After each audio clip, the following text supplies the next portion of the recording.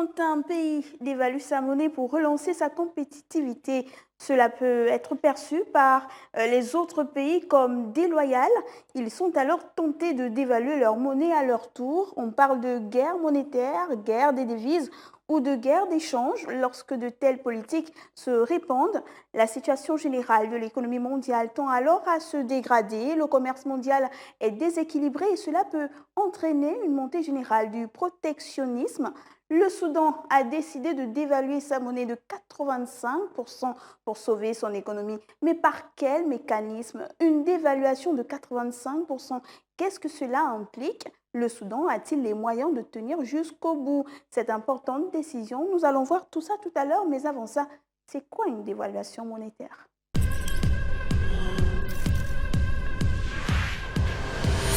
C'est monétaire. Dû à quoi? C'est quoi? La dévaluation monétaire. C'est dû à la pandémie du corona ou bien? Dévaluation monétaire, c'est le fait pour une monnaie de perdre de la valeur. C'est ça. Dans le cas par exemple du franc CFA, je pense on a été dévalué en 1993. Voilà. Ça a des conséquences très graves qui peuvent à la fois être positives et négatives. Parce que lorsqu'on dévalue une monnaie, ça permet au gouvernement de se recentrer sur sa manière d'être productif. Mon entendement, la dévaluation monétaire, c'est l'échange de l'argent. Hein. C'est une autre forme de présenter la monnaie. La dévaluation monétaire, c'est lorsque une monnaie perd sa valeur de change. Dévaluation de monétaire. C'est quand on diminue l'argent. Mais l'argent de quel pays? Par exemple, le Nigeria. Le Nigeria est dévalué. La dévaluation monétaire, c'est quoi? Bon, là, je ne sais pas, excuse-moi du tout. D'évaluation, un concept bien complexe. C'est le mot qui fait l'écho. Écoutez. C'est un état inhérent à la vie des monnaies, car, au gré des événements ou décisions politiques, leur valeur peut fluctuer. La dévaluation monétaire consiste à changer la parité entre deux monnaies. Plus précisément, cela revient à modifier le taux de change officiel d'une monnaie, c'est-à-dire sa valeur exprimée en or ou en une autre monnaie internationale de référence en l'abaissant. Cette réduction volontaire de la valeur de la monnaie est décidée par les autorités monétaires du pays concerné. À noter que la dévaluation monétaire n'est possible que dans un système de change fixe. Dans un tel système, la valeur monétaire est fixée par rapport à un étalon de référence, à savoir un métal, une monnaie ou un panier de monnaie, par la banque centrale qui émet cette devise. L'étalon sert alors d'unité de mesure commune à toutes les monnaies. Dans un régime de taux de change flexible ou flottant, aucun engagement n'est pris au sujet du taux de change qui évolue librement en fonction de l'offre et de la demande sur le marché de change, ce qui complique toute dévaluation.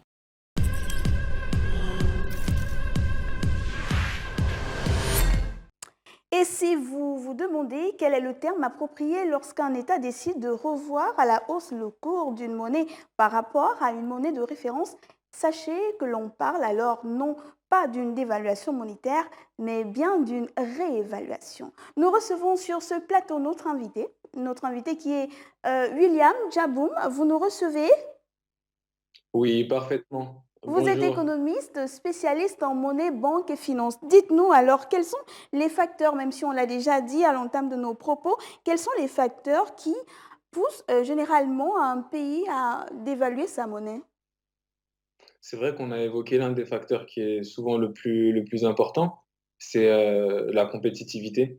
On peut dévaluer sa monnaie pour faire face justement à une volonté d'une meilleure compétitivité. Donc, lorsqu'un pays est en situation de déficit commercial, il peut utiliser l'outil monétaire pour être plus compétitif relativement aux autres pays. Au-delà de ça, il y a la situation de récession. Donc, une récession peut mener un pays à tenter de dévaluer sa monnaie. Et par ailleurs, on va avoir aussi la situation de monnaie surévaluée. Une surévaluation monétaire peut amener justement à une dévaluation, peut pousser un pays à dévaluer sa monnaie. Et généralement, comment un pays dévalue sa monnaie? Est-ce qu'il existe une procédure spécifique? Quelles sont les étapes? Exactement. Ce qu'il faut savoir, c'est qu'on va avoir deux différents régimes. Un régime de change fixe et un régime de change flottant. Lorsqu'on a un régime de change fixe, on va avoir une monnaie qui est directement adossée, étalonnée à une matière première comme l'or ou à une autre monnaie. À ce moment-là, la décision de dévaluation monétaire va être une décision politique. Donc une prise de décision qui va amener justement à une dévaluation de cette monnaie vis-à-vis de l'étalon de référence. En revanche, on peut être dans une situation de change flottant où à ce moment-là, on va avoir la banque centrale qui va émettre davantage de monnaie. C'est un peu la procédure de dépréciation, mais on a une volonté délibérée justement de diminuer la valeur de la monnaie relativement aux autres. Et là, la question que nous, on a envie de vous poser, c'est quelles sont ou quelle est la condition du succès d'une dévaluation? Bah, l'une des conditions du succès qui est importante à la dévaluation, c'est notamment d'avoir un tissu économique et une structure des échanges favorable. Qu'est-ce que j'entends par tissu économique et structure des échanges? C'est que finalement, il faut, pour que la dévaluation vous soit favorable, il faut avoir un tissu industriel compétitif. Très bien. Certains confondent parfois dévaluation monétaire et dépréciation, nous aussi d'ailleurs. Puisque vous êtes expert, dites-nous, c'est quoi l'erreur? Les deux concepts sont bien à distinguer d'après certaines recherches, mais comment bien les distinguer? C'est quoi la différence entre les deux concepts? Ok, c'est deux concepts qui sont relativement proches, mais qui sont différents. Très Dans un bien. premier temps, comme je vous l'ai évoqué tout à l'heure, on a la dévaluation monétaire. La dévaluation monétaire, c'est un acte délibéré. Ça veut dire que la banque centrale, ou du moins les autorités monétaires, vont choisir de baisser la valeur de la monnaie par rapport à une monnaie de référence. Donc on est sur une décision qui est d'ordre politique. La dépréciation monétaire, c'est différent. En fait, finalement, c'est l'ensemble des mécanismes économiques, l'ensemble des mécanismes de marché qui vont pousser la monnaie à s'ajuster par rapport aux autres monnaies. Et en s'ajustant, elle peut se déprécier par rapport à l'offre et la demande de cette monnaie-là. Mais en aucun cas, on a une volonté délibérée. Très bien. Donc, nous parlons du Soudan qui a décidé de dévaluer sa monnaie. Peut-être d'abord nous parler de la situation économique de ce pays. Et pour vous qui nous regardez à la maison, sachez que la livre soudanaise, disons qu'on est à moins de 10 francs CFA, juste pour vous situer. Alors, le Soudan, situation économique d'avant cette décision, c'est quoi? Bah, la situation économique soudanaise, c'est une situation qui est très compliquée. Pour faire simple, le Soudan en situation de crise économique depuis quelques années maintenant. Si on regarde un peu les indicateurs macroéconomiques, on se rend compte que le Soudan en situation d'hyperinflation, on a une situation d'inflation qui a près de 150% et parfois qui frôle même les 300%. Au-delà de ça, on a aussi une situation où on a une croissance économique qui est négative. On a une dette publique qui a près de 60 milliards de dollars. Et au-delà de ça, on a un déficit public aussi qui est élevé. Donc, vous l'avez compris, les indicateurs macroéconomiques sont assez inquiétants. Vous avez essayé de faire un balayage, mais le Soudan est en situation de surendettement, ce qui réduit sa capacité à mobiliser des ressources nationales ou emprunter sur les marchés internationaux. Comment est-ce que le pays en est arrivé là? Quels sont les facteurs qui véritablement sont défavorables à l'essor économique du Soudan aujourd'hui? Bah, ce qu'on doit noter, c'est la situation géopolitique du Soudan. Il a échappé à personne que, notamment en 2011, on a eu la sécession avec le Sud-Soudan. Et en fait, cette sécession a eu un certain nombre d'impacts macroéconomiques, notamment vis-à-vis des recettes publiques, parce que la sécession avec cette partie du Soudan, c'est près de 50%, allez, un peu moins 40% des recettes, 40% des recettes publiques en moins pour le Soudan. La partie aussi Sud-Soudan, c'est une partie qui détenait près de 75% des réserves de pétrole. Donc, c'est autant dire que c'est une manne financière qui est qui représente un manque à gagner pour le Soudan. Donc, c'est autant de facteurs qui rendent d'autant plus compliquée la situation économique. William Djaboum, on voudrait aussi savoir comment fonctionnent les mécanismes de change soudanaise. Comment est-ce que ça se passe? OK. Jusque-là, je vous ai expliqué notamment que on a deux types de régimes, régime de change flexible et régime de change fixe. Donc jusque-là, le Soudan avait une monnaie qui était directement arrimée au dollar. Donc l'échange se faisait par rapport au dollar. La décision de ces dernières heures, de ces derniers jours, amène le Soudan à un système de change flexible, donc de change flottant. Ça veut dire que finalement, l'ajustement de la monnaie de la livre soudanaise s'effectue à partir de l'offre et de la demande. Mais ce régime de change flottant va être contrôlé par la banque centrale soudanaise. C'est-à-dire qu'elle va jouer le rôle des régulateurs. D'accord. Il y a des chiffres qui parlent. Inflation à 300%, pénurie de pain et de carburant, PIB en berne à moins 8,4% avec la dévaluation de facto de la monnaie nationale de 85%. La crise économique au Soudan atteint donc des sommets. Pourtant, certains économistes estiment qu'avec cette décision, le pays a mis sa devise en conformité avec la réalité économique de celui-ci. Pourquoi, selon vous? Parce qu'on l'a dit, le Soudan, c'est un pays qui est en crise. Et finalement, jusque-là, on avait une livre soudanaise officiellement Mhm. qui correspondait, enfin un dollar, excusez-moi, qui correspondait à 55 livres soudanaises. Donc, et parallèlement à ça, sur le marché parallèle, on avait un dollar qui correspondait à près de 400 livres. Donc finalement, on se rend compte de l'inadéquation de ces deux taux qui étaient censés coexister. Et donc, finalement, la situation économique entraînait une fuite des capitaux étrangers. Donc restaurer finalement un taux qui semble être un peu plus proche du taux de marché, si je puis dire, du taux de change de marché, bah, c'est finalement s'accorder avec la réalité économique du pays. Et comment est-ce que le Soudanais lambda va ressentir cela en termes d'avantages? De façon véritablement pratique, comment est-ce que le Soudanais qui aujourd'hui était asphyxié économiquement, sans avoir de véritable, on va dire, une situation économique assez grandiose, va ressentir qu'effectivement la décision prise par les autorités de Khartoum vont véritablement changer sa vie? Comment est-ce qu'il le ressent? Bah, et l'espoir, et je préfère parler d'espoir. L'espoir, c'est que justement, cette prise de décision soit en capacité d'attirer des capitaux étrangers. Parce que c'est vrai que la crainte qui existe autour de cette décision et autour de la situation économique au Soudan, c'est cette hyperinflation galopante et l'ensemble des inégalités qu'elle va générer. Et donc, on sait que lorsque justement on a des situations d'hyperinflation avec un ajustement des salaires qui ne se fait pas toujours, bah, on a l'émergence de faits comme la corruption ou autre. Donc c'est un peu le risque. Donc ce qu'on espère, c'est que le Soudan soit en mesure d'attirer des capitaux, d'attirer notamment des fonds, et que l'État soit en mesure d'avoir une réelle politique de soutien auprès des ménages, c'est-à-dire éventuellement avoir une politique sociale de soutien. On a parlé de marchés internationaux tout à l'heure. Dites-nous quels sont les liens entre évaluation et avantages pour l'import et l'export. C'est quoi le lien? En fait, le lien, tout simplement, c'est la notion de prix relatif qui est liée aux devises.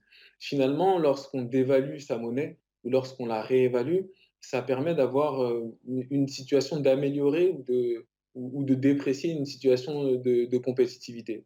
Souvent, lorsqu'on parle de dévaluation compétitive, c'est la capacité de relativement améliorer les prix des biens qui sont produits et qui sont destinés à l'exportation.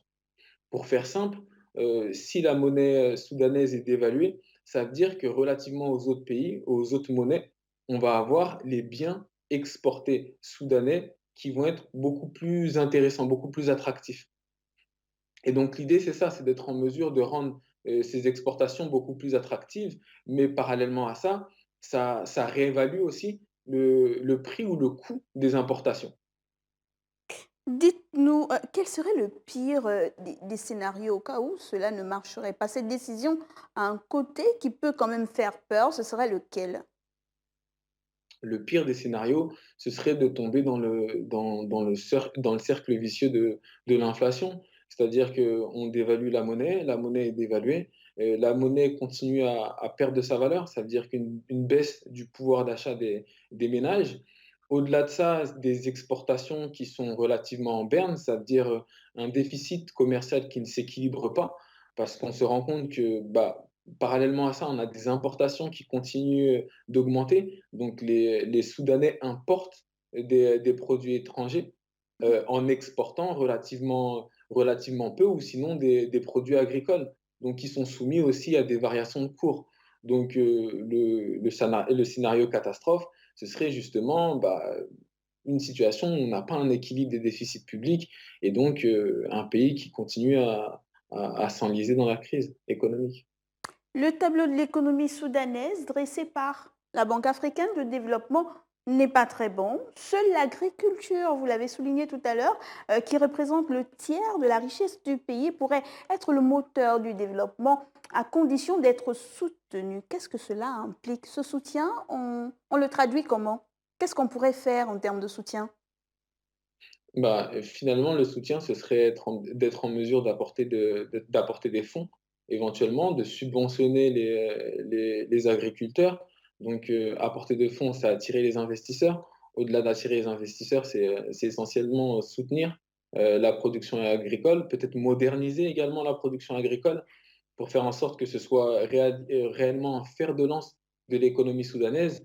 Mais je pense que malgré tout, il est important de diversifier cette économie parce que c'est certes l'agriculture peut servir de fer de lance, mais il faut absolument développer le tissu productif et notamment le tissu industriel. La réalité, c'est que la plupart des analystes s'attendent à voir la livre soudanaise continuer de s'affaiblir, malheureusement, étant donné la morosité de la conjoncture du pays.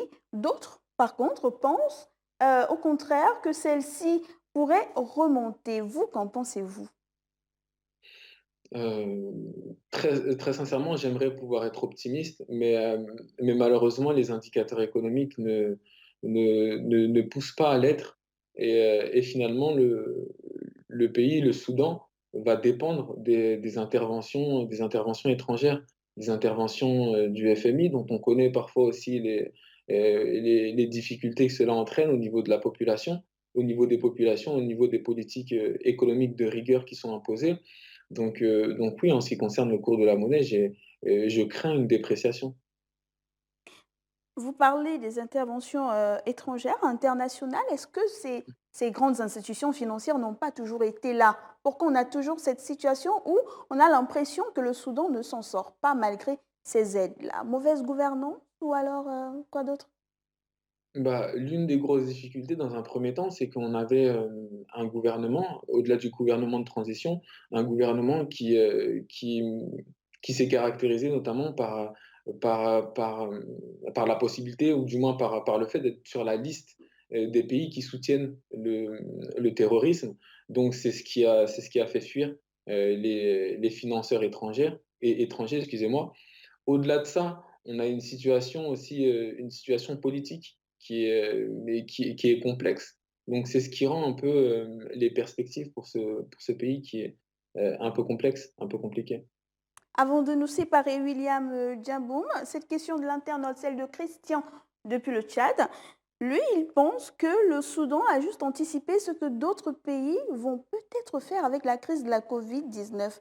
Est-ce que vous pensez que plusieurs pays africains peuvent risquer de prendre de telles décisions à la suite, tenant compte Mmh. bien sûr de l'impact négatif sur l'économie de la Covid-19? C'est vrai que l'une des craintes, c'est de voir certains pays africains être soumis, être contraints. Parce qu'il faut savoir que c'est une décision qui est sous contrainte dans le cas du Soudan comme dans le cas de d'autres pays. Heu, Après, il faut distinguer les différents pays africains. On va avoir des pays africains qui sont soumis à une règle monétaire, c'est le cas des pays de la zone franc CFA et on va avoir des pays africains justement qui vont être dans l'obligation de d'évaluer, leur monnaie exactement. Il me semble que ça a été le cas au Nigeria et il y a pas mal de pays africains qui ont, notamment dans l'Afrique australe, qui présentent, des indicateurs macroéconomiques qui sont inquiétants. Donc je pense que oui, il peut avoir cette situation, cet effet de contagion, si je puis dire, du fait de la crise du Covid.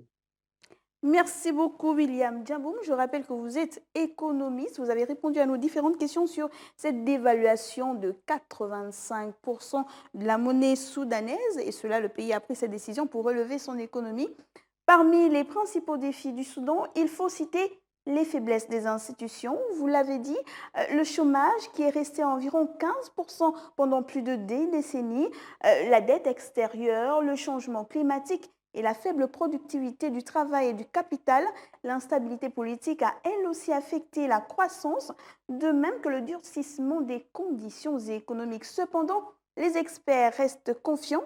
Avec de bonnes politiques, le pays pourrait tirer profit des opportunités sous-exploitées qui peuvent relancer la croissance économique. Cette dévaluation est peut-être un début de solution. Merci d'avoir suivi Écho de l'Écho. Merci parce qu'on sait que vous allez rester sur Gabon 24. Regardez tout juste en bas s'affichent nos différentes plateformes sociales.